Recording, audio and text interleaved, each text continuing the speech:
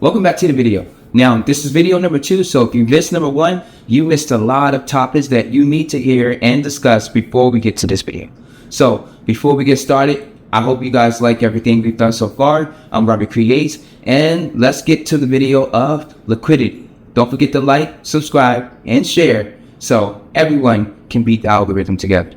All right, get started. What is liquidity? Well, liquidity refers to the actual amount of crypto that exists. When we talk about Bitcoin, we talk about the liquidity of Bitcoin. We refer to the amount that you can actually grab, or the amount that actually exists inside of a pool that you can buy and sell from. Right? So we're gonna break this down so you can completely get this. If you think of Bitcoin as an ocean, then can the waters of a river move the ocean? No. Why? Because Bitcoin has liquidity of water is so much more greater than the liquidity of the water that's in that river. So when we have a river that is drained into the ocean, we have liquidity leaving the river, exiting into the ocean. When we have the ocean, some tides and flows changing the flow and structure, and it's flooding the rivers, we have liquidity leaving the ocean going into the rivers. Why is this important, and why did I use this analogy? Well, I'm not trying to be that politically correct, but the point is that the ocean can greatly affect the river. The river probably doesn't affect the ocean at all. This is what's important to know about crypto. In crypto, we have a liquidity that in Bitcoin that exists as an ocean, and every other crypto outside of it is smaller than that ocean. And then we would have other cryptos that are nets that are falling down in the line of that, other layer 1s and other layer 2s that don't have that much liquidity in them, water in them, that are the rivers connected to these oceans, and these rivers are trying to build themselves up in a way where they become an ocean. That is their job. That they're trying to gain and get more liquidity so that they can become an ocean. And they're only trying to do that if they're actually a real project or a real technology or a real crypto. Because we have to be frank here. There are thousands of fake cryptos. Because this thing is so powerful, it's abused. So there's thousands of fake cryptos that are trying to convince you that their little river or their little pond is going to turn into something bigger, into a spring, and that's going to turn into, a river. And that's the game people get caught up in. So let's get back to liquidity. Liquidity is important because once you know that Bitcoin's liquidity is the greatest, we understand that, whatever happens to Bitcoin affects everything else. That's what's important about crypto. We have the same liquidity effect with oceans and rivers when it comes to the S&P 500 and the stock market. The S&P 500 would be your ocean, your greatest ocean, while in the stock market, at least for us U.S.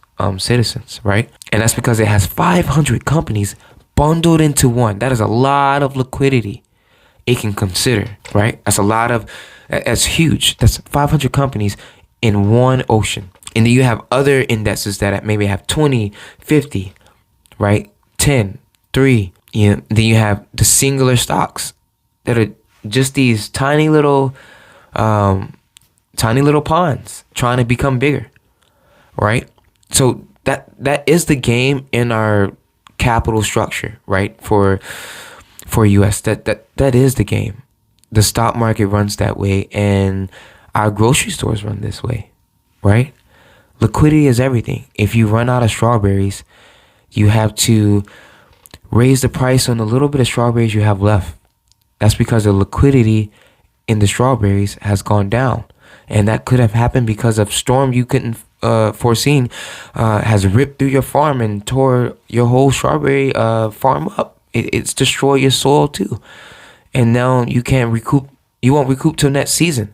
So the little bit that you can grow and did grow and have in storage, you have to charge more on, and that's because your little bit of liquidity has more demand, you know, and that's important to know too.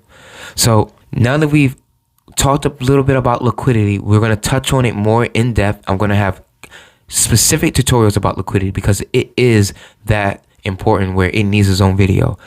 We can move into staking. Staking will single-handedly drive you value in this new Web3 structure. Ethereum has the ability to stake. And what that means is that you can grab Ethereum, and you can stake it or lock it away or invest it or put it inside of an application. And because you've done that, that application will give you money back. And that's just keeping it simple. But that's pretty much how it works. Now, the money amount it gives back varies based on where you stake your Ethereum. You know, you can stake your Ethereum by yourself in a decentralized way. And we know what decentralized is now. You can stake your Ethereum in a decentralized way or in a centralized manner where you don't own it as much. You don't have much say to it. You give it up to somebody like Robinhood or someone like Coinbase, and they stake your Ethereum for you. And because they stake it for you, lock it away for you, invest it for you, they give you a percentage back. Doesn't it sound familiar? It sounds like what we can do with our banks. And it's interesting. So the same thing exists on our new internet, our new Web3 structure, because this wouldn't be a real upgrade of the internet if it didn't have its own banking system with it. Web 2 has its own banking system. So I think it was only a matter of time before we actually got to see it, touch it, and get involved with it. So when it comes to staking, you have to understand that your money is at risk always. And because it's at risk always, it makes it valuable. It gives you the reward. No risk without reward. No reward without risk. That's the way these things work. Once you stake and you become a validator in these Ethereum network, and you don't need to know what that is now. If you do, Google it, right? Once you become a validator in the Ethereum network, or once you stake and somebody validates on your behalf, like with Coinbase, you get paid for being a validator, for helping out the decentralized network, for helping that decentralized data. You are a validator. And you are a person who collects the data and puts a green stamp on it and then sends it across to other people who can verify it. And that is a validator in the Web3 structure underneath Ethereum's protocol. So staking allows you to partake in that, and it allows you to get the money that Ethereum pays you back for that. It pays its validators. It pays people to be decentralized. And that's why Ethereum is so powerful, because it gives people like me and you the ability to lock our money away and be paid to lock our money away and validate the network and help the network be successful, help the network be stronger, because each person that validates makes the network that much stronger. So that's how cool this thing is. So 1 billion validators makes Ethereum 1 billion times stronger, you know, and obviously the math is not, it doesn't equate to that, but that's just the sense of it. So we've talked about a lot when it comes to generating these incomes with staking and what technically liquidity is and why you can stake. We need to talk about something before we get too far, and that's impermanent loss. Impermanent loss is this thing you're going to eventually come across. I'm going to briefly touch on it. A permanent loss is when you have two digital assets and these digital assets start changing value against each other. In between there is an impermanent loss. Let's explain that.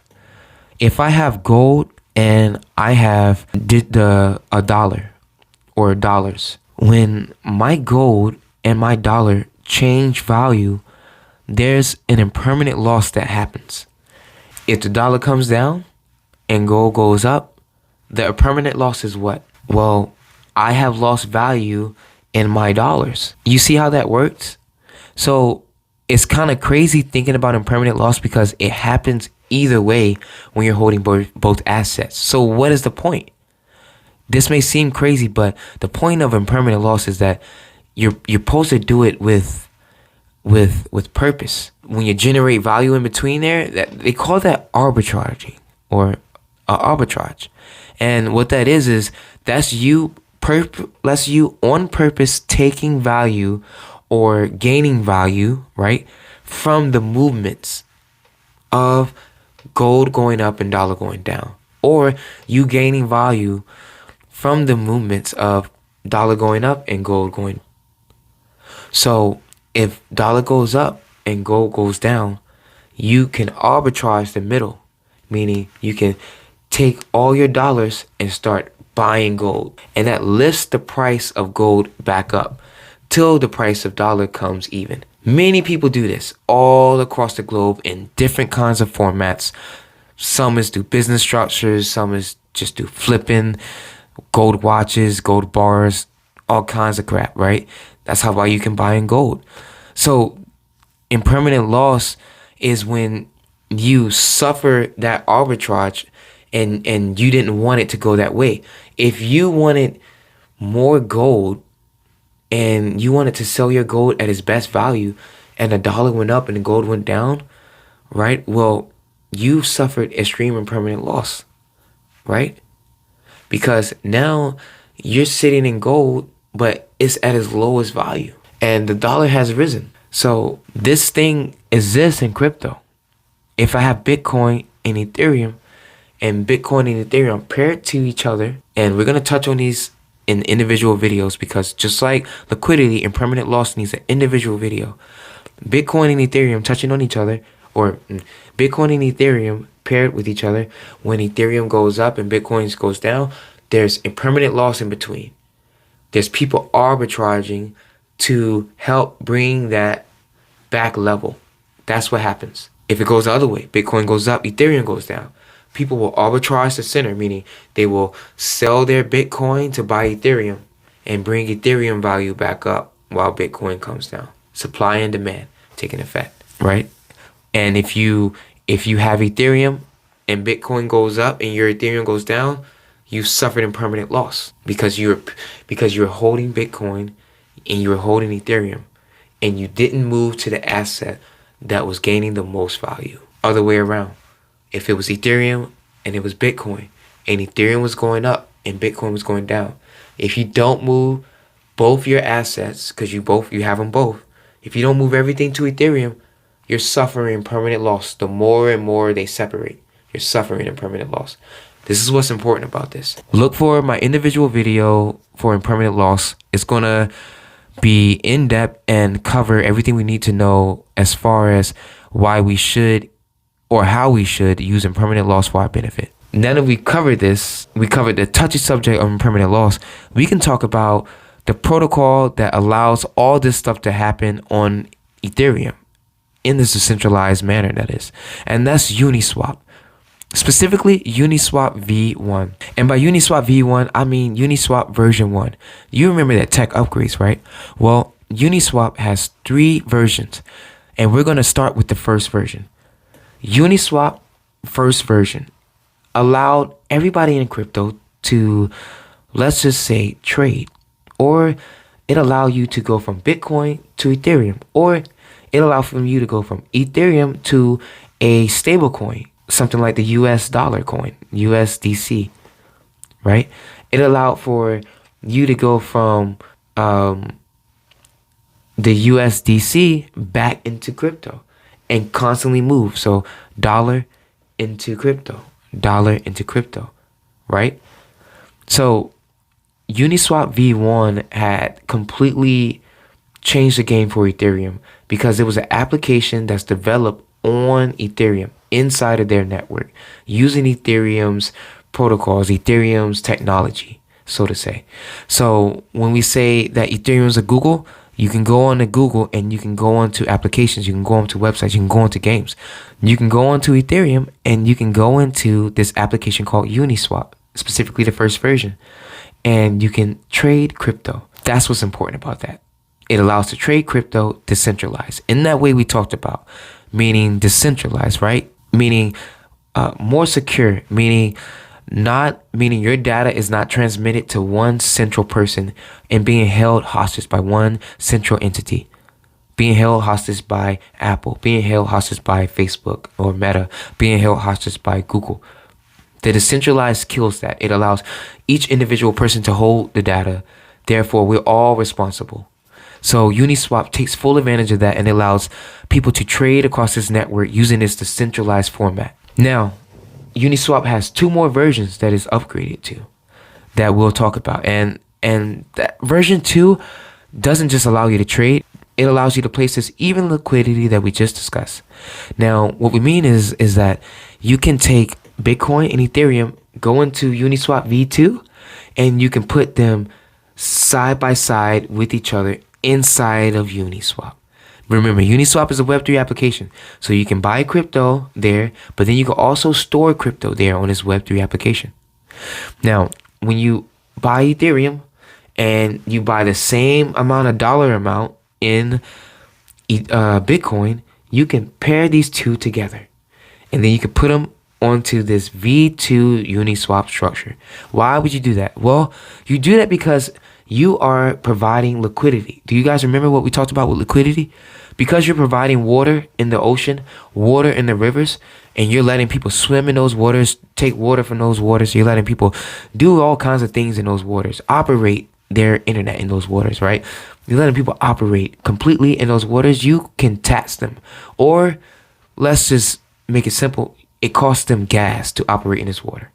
And because it costs gas, Ethereum uses this gas that people pay and it gives it to the validators. It gives it to the people providing the water. So if you provide water to the ocean, then everyone who swims in it pays a gas fee to move around, or they have to use or consume gas to move in this ocean. And as they use this gas in this ocean, right, to move around, as they use this energy in this ocean to move around, you get a piece of that energy because you provided the water for the ocean. So hopefully that didn't confuse you. If it did, drop all the comments you need to. I'm going to answer everything I can to make things more simple. And I'll always follow up with in-depth videos if you guys need it. So just let me know. Uniswap V2 allowed us to place liquidity and earn in a different format other than staking. And that's through this form of taxation, this form of here, I give you water to swim in. Therefore, I can tax you for it. And we do that on Web3. And the reason that's allowed is because we don't have anyone else to give we don't have people to provide the water except for you.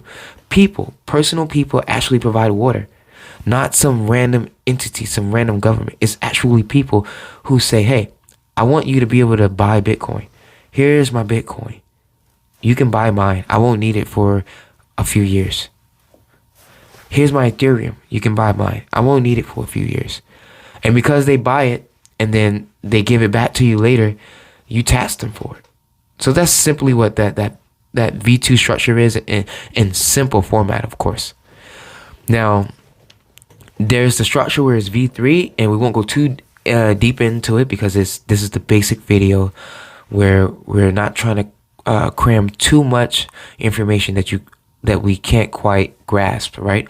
So the V3 structure just allows you to do what you can do on V2, but in an uneven manner, right? So it allows you to do liquidity, place liquidity.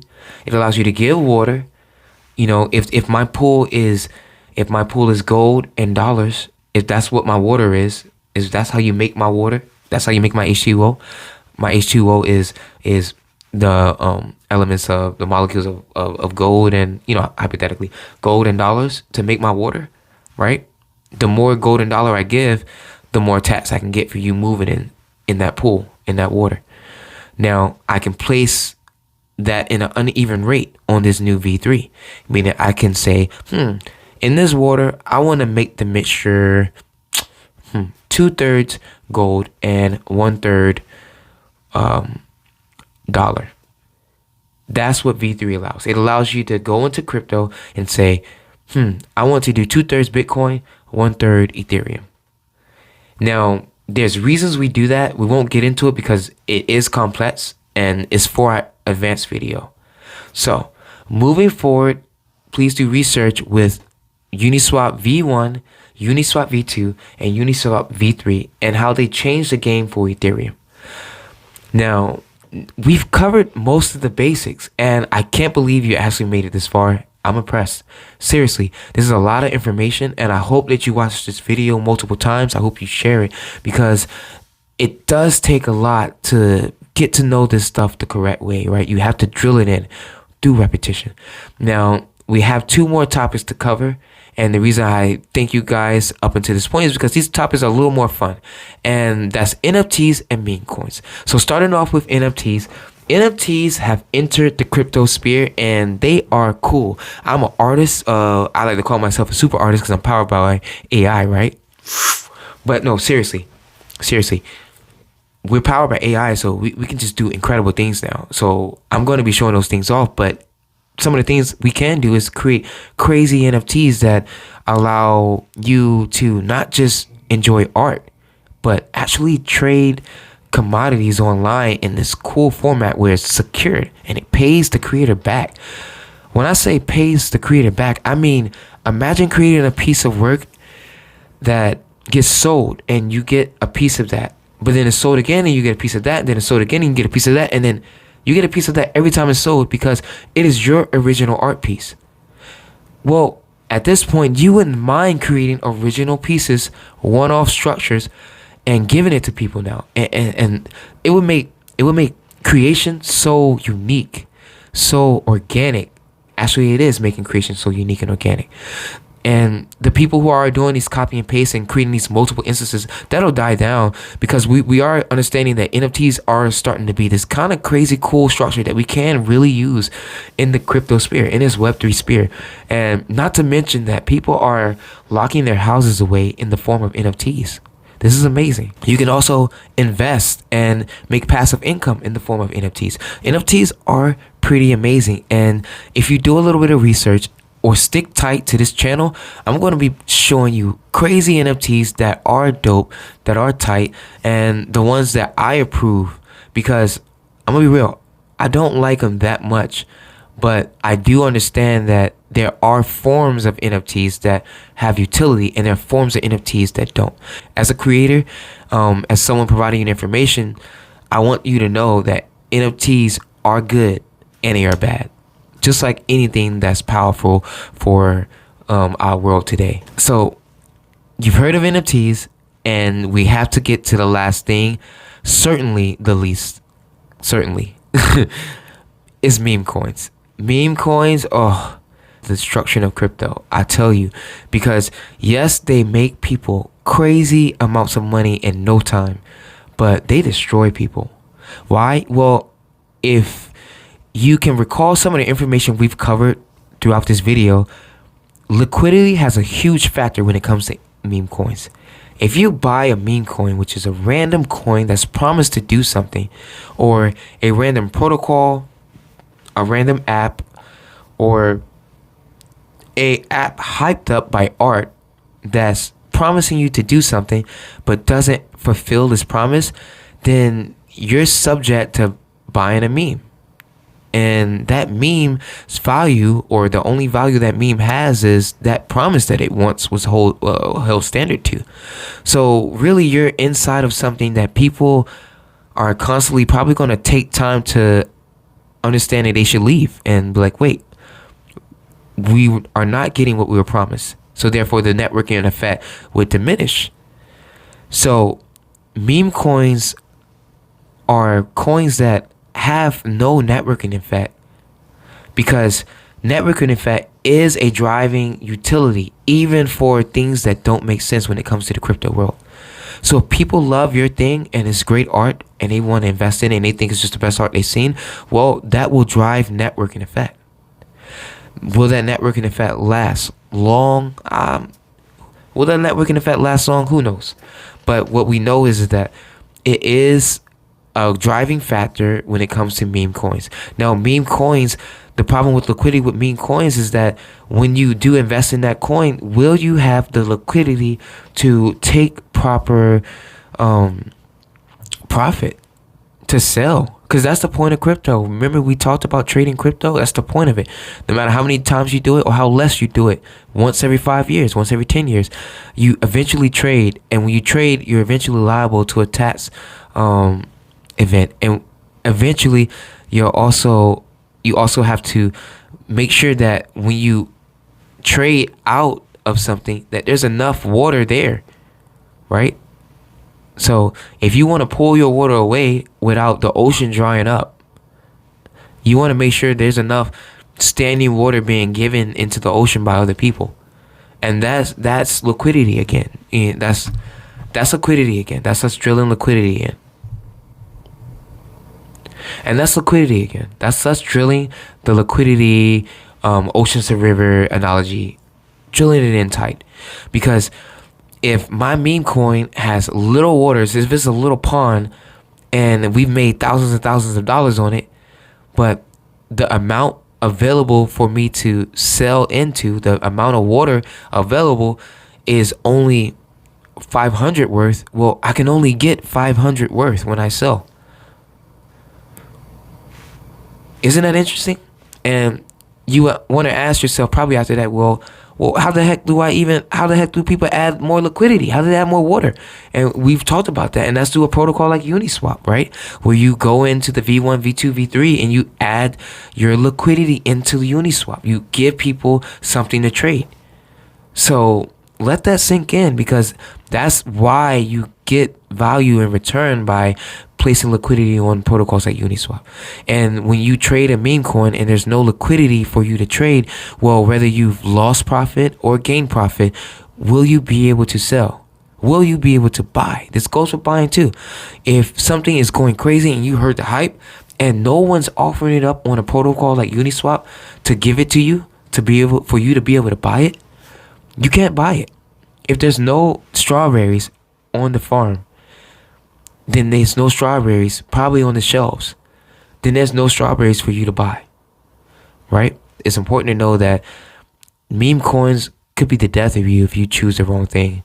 And you can choose the wrong thing simply by not having liquidity in it when it takes off. Because remember, if we understand liquidity in the other sense, we know that when Bitcoin goes up, well, it's probably going to pull everything else in the network up too, because Bitcoin is the ocean and everything's the rivers, right? So, and if we only have one ocean right now and everything's rivers and down, then it's like, what the heck? If the meme coin doesn't have water, if there's not liquidity, you can't buy or sell it, meaning you can't take profit, meaning you can't even participate if you need be when the time comes right. And a lot of people get stuck with this at the top of the market and at the bottom of the market. So this is important. Just like everything in this list, this entire video is important. And if you need to watch it a couple times, don't feel ashamed. If you need to send me some DMs and messages about this stuff, please. I love talking about this stuff, as you can tell. So do what you can to get this knowledge from me or another source. Share this video if you like it. Like the video, comment so I can get in other people's algorithms. And thank you so much for giving me the time. I'm Robert Creates. Let's get this bag.